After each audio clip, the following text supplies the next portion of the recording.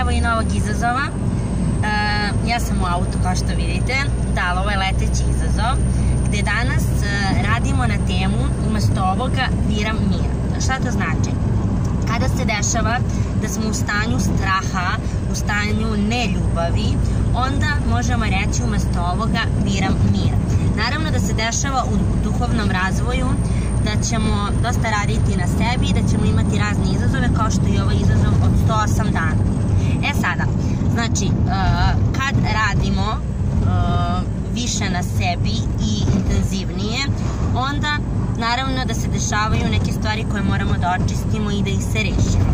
Sada, duhovni razvoj zahteva posvećenost i što smo više posvećeni nečemu, sve više stvaramo ljubav u sebi i taj mir. Tako da, umesto svakog straha koji imate u vezi nečeg, da li je to uspeh, da li je to vezano za vas ili za nekoga ili za novčano stanje ili šta god, recite umesto ovoga biram mir. I naravno, možete reći i umesto ovoga biram ljubav. Tako da današnja afirmacija je umesto straha biram ljubav, mir, spokoj ili šta god vi želite i ono šta vi osjećate u sebi. Tako da to vam je za današnji dan, jer naravno da ćete u okviru ovog izazova uvek da imate neke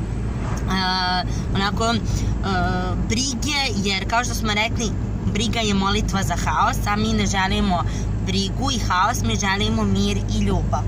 Eto, u ovom danu danas budite u miru i umesto svega što vam se desi izazovno je, recite ja biram umesto ovoga mir.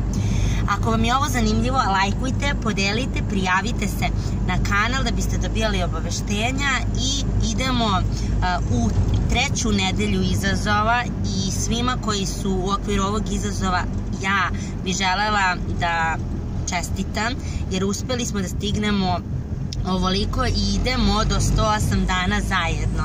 Do nekog novog videa, meditacije, izazova. Ljubim vas, vaša Aki i Anđeli. Zdravo!